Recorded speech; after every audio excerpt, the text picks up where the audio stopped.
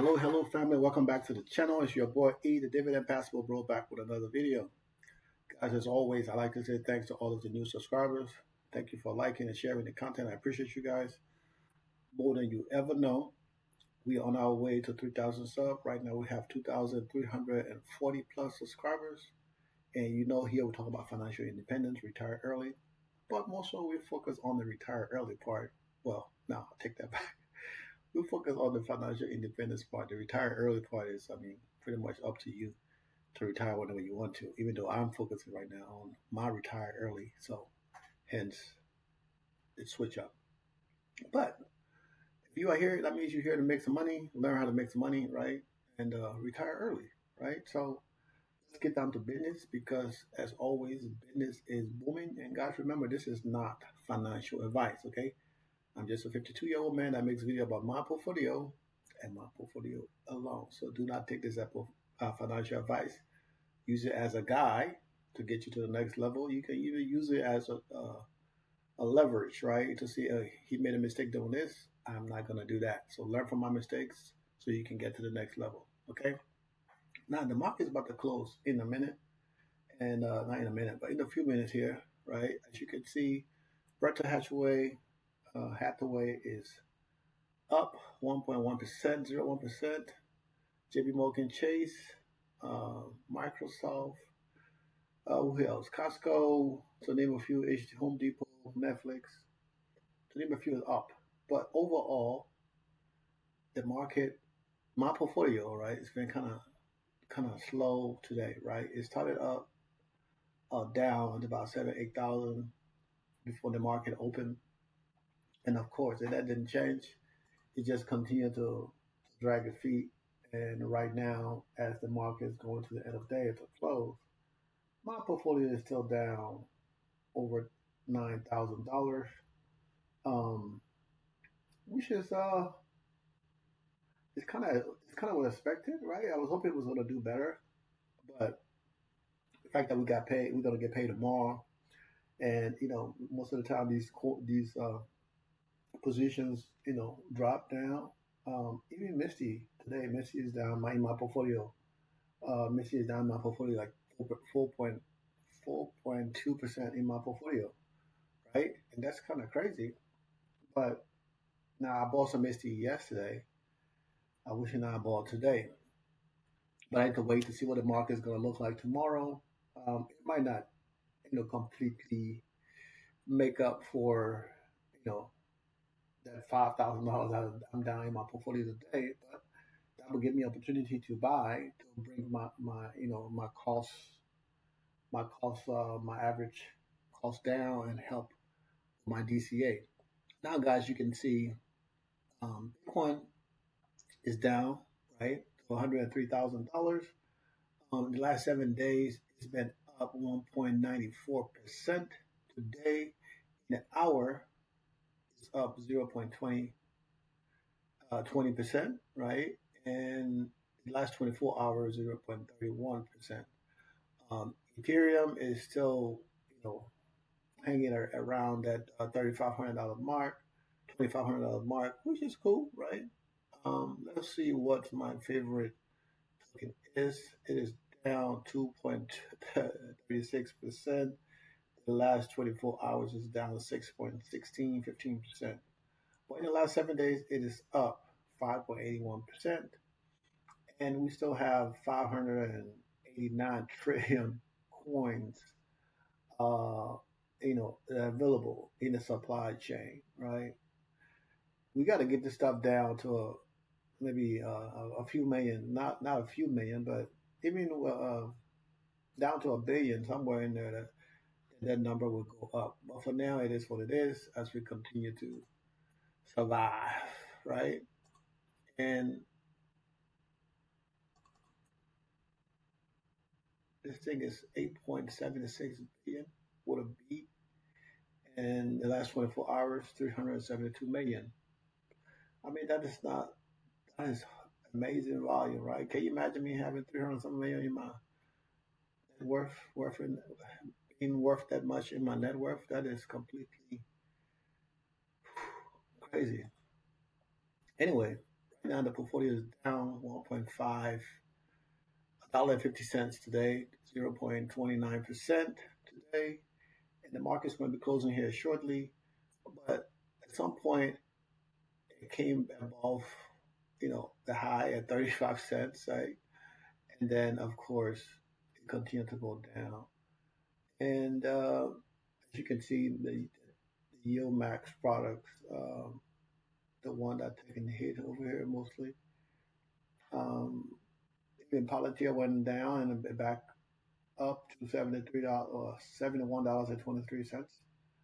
Um, but I mean, it's what it is, right? I did not buy anything in this portfolio today um, because I didn't have no money to transfer in the portfolio to buy. That's the only reason I didn't buy anything.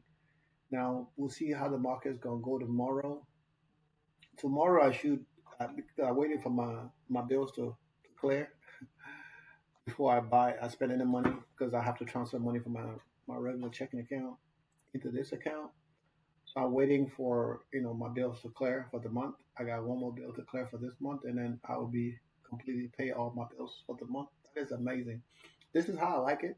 By the 15th, I'll completely pay all my bills for the month. I love it that way. That way, when I get paid again, you know, the end of the month, I'm focusing on paying bills for next month, not paying stuff this month. And next month, the goal is to pay off two credit cards, and the ones that have the lower limits gonna get paid off. So maybe I spend $4,000 or $5,000 paying off some credit card next month. But that's the goal, to pay off all my debts. And as I pay down my debts, guess what happened? My credit score goes up. Okay, every time I pay down my debt, my credit score goes up. So that's the reason why it's good to pay, those credit cards off, and then I continue to pay the minimum payments on my other accounts. So you know, there's still the balance is still going down on those, and I think by the time I get done paying all these credit cards, my credit score should be probably in the 800 for real. Um, it's always good to pay them off because the credit cards. For the cards, when you pay the car off, your credit score go down. Always do that. So, but that's where we are right now.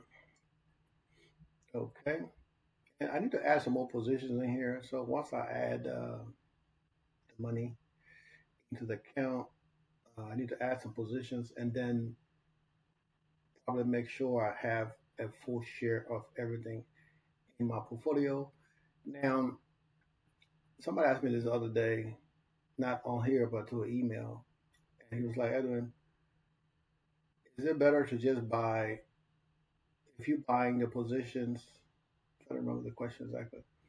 He said, if you're buying the positions, right, is it better to just buy the same amount of dollars across the board or buy one share across the board? Now, it depends, right? Because all of these positions pay different amount of dividend. Okay, so and this one right here is worth $100. SPY is worth $500, $590, of course. So if you say you're gonna buy a share of everything, right, then it's gonna be difficult because that means you have to spend more money. But that's the reason to have fractional share, right? If you're buying fractional share of everything, then it's good because you can say, okay, this is $11. I can add $11. I got a share of RITM. Okay, so ESS is $285. So if I put $11 here, I can add $11 here, right? And do that across the board. That way it kind of balances out. The reason why you see I have some things in here that I have full shares because it won't let you buy a fractional share when you initially buy in a position, right? So it was kind of hard to do it. I don't know if you can even do fractional share after you purchase the position. So let me look into that right now, and then I can confirm that with you guys. So yes, now that I have this position, I have to buy a full share. It will allow me to buy a fractional share. Okay. But to get the position in there, some of these positions I couldn't. Let me see. I couldn't buy fractional share. Let me try this one because I couldn't buy a fractional share with that sucker either. Yeah, see, I can't buy a fractional share with this position, right? I only have to buy one share, right? I can do one share, two share. Let me see. If I do limit order, yeah, I still have to buy it based on the share. I cannot buy um, like a one, a $2, $3 position, right? So some of these positions, you can't, you have to buy a full share. So that's case is different, right? So I got two shares, 2.12 shares right here, right? $9 and something, right? For one. So I got two. Okay, this is the same for Coney. $8 and something I got two. Nvidia is $16. So typically I'll be okay, I'll buy one share. And then kind of go across the board. But when you get to stuff that costs a lot more money, I mean, it's, like I said, it's up to you based on the dividend. You can say, well, based on what amount of dividend I'm going to get, based on what I'll put it into the position, right? Because you can get the money and reinvest it. But like I said, these positions here, I'm just starting them up, and as I go, I'm adding more money to them. And for some of this, like this one right here, like I could only buy one share at a time. I couldn't do fractional share because it's just the way the position is, and it's the same, right? It haven't changed. So, um, some of the stuff is different, right? But in my Fidelity account, it don't matter. It doesn't matter, right? If it's curve or not. If I go to buy, the market already closed. But it will give me the option to buy like a regular. If I do extended hour right now, the market closed. You guys can't see this, but uh, let me see. Maybe I can pull this over. No, I can't do it. But yeah, like after extended hours, it will not allow me to buy a fractional share. Maybe there's a reason for this one, but um, without extended hour, it will allow me to buy a fractional share of this same position I just had open. What was it? GO, this one right here. So extended hour, I can only buy a full share. So I mean, this thing right here, they don't really give you an option. It's already set to extended hour, so you can automatically buy. Of course, I don't have any money to buy right now, so it doesn't really make a difference. But you know, with Fidelity, yes, you can buy fractional share with Curve. But with Robinhood, you cannot buy fractional share with Curve, right? And you guys see that right there. So that answer my questions. That answer your questions. Okay. So let's go to our Charles Schwab account. And I got money sitting in the account. I just haven't spent it today. I'm thinking I'll just leave it there for next month car payment. Um, and I'll be traveling soon. So I'm like, you know what? I'll just keep in for transfer money into the account. And then, I always spend when I travel, I always pull money out of this account because it's easier. I don't have to worry about ATM fees and all of that stuff, right? I just go to the ATM. They will charge and whatever fees the ATM charge me. It doesn't matter, right? Because these guys refund their money back to me. And usually, some people go to the ATM every 4 or 5 times a week. No, I go to the ATM. I get a lump sum of money, right, in pesos. Like I have 300 some dollars in my account. I would get $300, $350 worth of pesos. I got 380 in there right now. I would get $300 worth of pesos. So I don't have to go back to the ATM. Maybe a 2 or 3 weeks, sometime a month, right? Because most of the time, if I'm out in the store eating, I'm using my credit card or my debit card or my Bank Colombia debit card. So that eliminates me using that. But my account is down today, $384. We back to 13%, 13.22%. The portfolio is down. Now, a lot of things changed because the plan was to put like $12,000, $13,000 into this account. Um, then the plan changed again to kind of max it out to the total cost to be at 15K. But then that didn't happen because I found a property in Colombia. So of course the plan changed. I had to use that money that I was going to put in here to send for my initial, um, down payment. So to cover that out, now I got to send more money to pay up the house. And when I go there next week, in the end of the month, by the end of June, be closing the property. Once I can get money to transfer easy from here with no issues, right? Then that will be it. But other than that, I haven't really spent any money in this portfolio. Um, like I say, I'm having the money sitting right there that I might transfer out of here into my car to cover my car payment. Um, I got 300 some thousand other account. And this is five something, so I only need like 560 or 680, whatever it is. I think I said 680. Yeah, I think I said 680. It's like 600 some dollars a month, but I said 680. So I could just pull, $300 from here, put it into the other account to cover my car payment. Um, you know, then the extra would be like money I would pull for spending money. That's why I say this is why I tell you guys, have different accounts for different things. Now with my Charles Schwab account, like I say, I use it when I travel all the time. I don't use my other accounts. Mostly I just use Charles Schwab because it's easy. I never have to worry about, I need to call them so they can unlock my account or block my account because, no. Now, if something looks suspicious, yeah, they will block the account. But like I said, I don't go to the ATM every 4 or 5 times a day or every week. So, of course, they kind of know how I operate, especially when I'm outside the country. So it just works out. Okay, guys.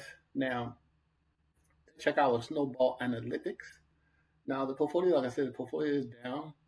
The thing says 7.5. It's actually 9.9. So, and then with my other portfolio, I said we're down close to $12,000 today across the board, across all my portfolio. But we have dividend coming in tomorrow. And then, the market might do good tomorrow. I don't know. It might do good tomorrow and then make up for some of today's losses. But as you can see, we are 6.6% down in the portfolio. Um, I'm not complaining, guys. We still haven't had to deal with any kind of margin issues, right? Since I made all the adjustment to the portfolio, and it does feel good that I did some things right, during my learning process. I did some things right, and right now, we'll continue to get to that next level, right? The portfolio is still down um, $100,000, but we still got income coming in, and we still did a cost averaging to adjust the amount of money that we're against, right, to continue to build the portfolio, take that money out. So we spend the money to cover all the ones that are down, and then we take that money, reinvest it back into something else, right? And eventually we're going to transition out of those positions that are losing. I don't want to take 20,000 loss, 20,000 loss. Then shoot, that's $100,000 right there. If I got 5 positions that are down over 100 grand, so of course I'm not going to do that. We're going to continue to do the cost average, right? And then once we get to where I feel comfortable, then we'll move into another position that will generate more money from. Now, right now, this thing is saying $8,000. I mean, that's good, right? But across the board, we're not getting $8,000. So, I mean, we might. I was saying the other day, we might generate, close to $40,000 this month in dividend, based on what we received the last 2 weeks, and then from the look of things this week, even though it's not as great as it was the week before, but it looked better than the first week, right? So I mean that is always for me. It might not be nothing for you guys, but for me, it's very motivating to to see my portfolio is, getting back to normal. Um, even though we had a lot of obstacles in the portfolio. Um, yeah, my other thing is loading. So my other my other tracker said we're estimating 43,000. I don't know if we're gonna do 40. I would be surprised if we do 40, but I mean, I'll be surprised if we do 40. So the estimated income is different there. The estimated, so the thing said 460. The other one said 519, and then this one says 451. So 460, 461. The other tracker said 519. I mean, so I usually go with the one in the middle, right? Which would be the other tracker, which would be this one, 460. But today we're gonna go with the lowest one because this one is always, it's kind of consistent most of the time, right? With the number it provides. So I always like to use this tracker to go with, even though this time around it have the lowest the lowest income, the lowest everything, right? But like I said we're gonna go with this tracker. I'm gonna fix my shirt, looking all crazy. We're gonna go with this tracker, right? Um, and the income is at estimated income is at 32,000. So we're gonna go with the 32,000 here instead of the 43 or the 38, right? So usually I would go with the middle one, which would be 38. But I just think right now I feel better if we build our way up to that 38. Should this was adjust itself by automatically. Um, I mean, that's a good number, right? It's a good number to have. But I can't complain about that either, right? Oh, sorry. So I mean, this number is still consistent from yesterday. It haven't really changed. Even though I bought some stuff yesterday, I was thinking it was going to be up more than this. But it looked like it went up like $1,000 in income. Well, it's not even $1,000. It went up like maybe $100 in income. So at some point, this thing might adjust itself. Um, and when it does, the number will probably shoot up. So for now, like I said, it is what it is. I'm okay with it. We're pushing for that 5 year goal. I mean, in next year, this thing saying we should be at 600,000 annually, 640. So that's about 200,000 more compared to what we got coming in right now. Right, this is annual income said 558, and then the thing said 551. So I guess that's to the end of the year. Oh man, this is interesting, guys. But I mean, the income from each portfolio is growing little by little. In 10 years, will be $100,000 a year. Right now, we had, my little small money I got here, almost 11,000. We're pushing for $12,000 a year. Fidelity is 340, 333, 439.96, and we continue to push this up. I mean, we continue to grow. That's what we're doing. Continue to grow, but not like as much as we were growing before. This little portfolio is now at 196, which is great again. Um, the number is looking good, guys. For me, anyway, the number is looking good. Like I said, it's not a lot of stuff changed in the portfolio. I did buy some stuff in my portfolio, in the Fidelity portfolio, but not in my regular Fidelity portfolio. I bought some stuff in my retirement portfolio. I had a few dollars hanging around, so I wanted to spend that. Yesterday, I bought in Fidelity portfolio, which I shared with you guys. Not today, and like I said, I wish I'd waited today, but I didn't think the market was going to be down as bad as it is. I would just think, well, maybe the positions that are paying us dividend this week will be down, but a lot of the UMax products are down this week. I'm down today. Okay, so I like to say that once again, thanks guys for subscribing to the channel. Remember, this is not financial advice. Okay, and all of these tools that I use, especially the trackers, the Snowball Analytics, is in the description. Remember, guys, to join the Discord, our slow motion Discord. And now the Discord is growing. gradually. We at 46 people in the Discord, so that's not bad. You know, um, we're growing slowly. I appreciate you guys joining the Discord, and some of you guys will send me emails from the Discord. That's cool. But I appreciate you guys posting questions and stuff in the Discord, and also commenting in the on the video. Okay, let me know what I can improve. Whatever the comment can be, it doesn't matter. Just if you watch the video, you see something that needs to be said, go ahead and say it, guys. Okay, we're here to help each other to grow to get to the next level. I know I'm the one who makes the videos because I'm sharing my portfolio, but feedback every now and then would be great. Okay, so once again, thanks for liking and sharing the content to our new subscribers. Thank you for continuing to share your time with me because it takes time to sit there and watch these videos. And I appreciate it. Okay, so have a great day. Tomorrow is Friday payday, and then Saturday we will do the income for the week. And I am traveling tonight to Phoenix, Arizona, and I'm gonna be there tonight, tomorrow night, Saturday night, Sunday night. I'll be back Monday morning, I believe, or Monday, or Tuesday morning, one of the two. I'll be back on the what is that? I'll be back on Monday. Yeah, Monday morning. I'll be back at 6 a.m. Monday morning. So I'm not looking forward to that flight back, but it is what it is. Until then, guys, I'll talk to you guys tomorrow. Peace out.